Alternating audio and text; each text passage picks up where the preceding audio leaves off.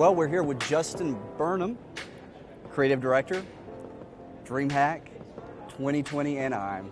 How you doing today? I'm good, man. Very good. We're about to start Anaheim tomorrow morning, so good and excited at the same time. What is the process like for putting on an event like this? I mean, it's huge. Yeah, well, I mean, the scope is enhancing with each event, too. That's what it makes it even harder. It's like, one, how can we get bigger? How can we get better? How do we innovate? How do we stay relevant? How do we predict relevancy of tomorrow? So it really is a process. You're not kidding, especially with the reach that we have. Well, speaking of relevancy, we've heard that the entertainment industry is slowly kind of creeping into the scene. Mm-hmm. Tell us more about that. So as we kind of expand like the DreamHack in terms of just global approach is the overall square footage of an event, we kind of look at like, okay, how can we create a more embracing festival, a more inclusive festival of, doesn't matter where you come from and who you are, when you walk through these walls, you're a gamer, and we have everything for the type of gamer that you are. A festival encompassing everything. So the idea here is okay, gamers like to game, but they, one, like to do other things besides games, and two, do they also know how far gaming reaches? So in the gaming world, we kind of go, okay, you know what, we have eSports, we have computers, we have PC, we have that LAN culture. How do we expand that? So we bring in tabletop, we bring in indie games, we bring in student games, we bring art galleries for art games, all these other things. I mean, we're bringing in Shark Tank. Like, how does a game get made and funded, right? So beyond that, we're trying to say, okay, you know what, gamers do other things besides game.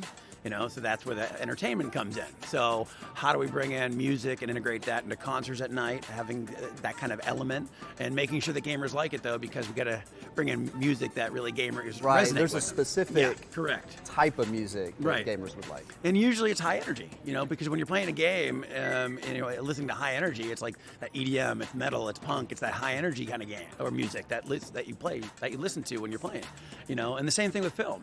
As we integrate more, film elements, how do we keep it, again, what gamers like? The average gamer, for the most part, like the genre films, the sci-fi films, the fantasy films, stuff like that. So how do we bring in the right products for that type of gamer? We heard you made a deal with Shudder. Can you tell us more about that? Yeah, as we're trying to integrate the right products, right, in terms of the film and music. Shudder is a great example of, let's see, how do we integrate that? So we have a BYOC area that doesn't sleep. It's 24 hours a day, all 3 days. And it's like, okay, Shudder is a great horror platform. Let's give these BYOC players something to actually do, because you might want to take a break, right? I mean, your game's so long, it's cool, it's great, I love it, but at the same time, you might want to take a break, but also go to something that you might like still.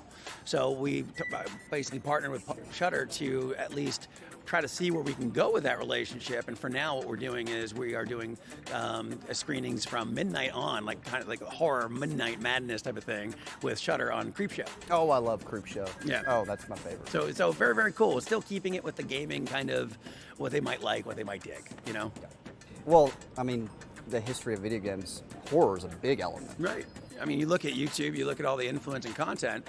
I mean, one of the actual values of it is they play these horror games, big budget or no big budget. It's just the whole element of how they act and how they react. So it's very much in tune with the music we book, the films we look at. Basically, we ask the question of everything we do, will a gamer like it? If the answer is no, we won't do it. It doesn't matter what it is. So this is the first time that DreamHack has had a Fortnite tournament. Is that correct? No. It's not correct? No. Did I get it wrong? I got it wrong. Whoops. Is it the biggest? Yes, I will say Is that it's the it? biggest. Yes. Okay. Yeah. 1,000 players. Yes. How did you put that together? Well, that I can't speak to because I didn't put that together. Okay. We're done here. That one wasn't me. A lot of times, Epic will actually approach us and say, let's do that. You know what I mean? So technically speaking, that comes in al natural. I see.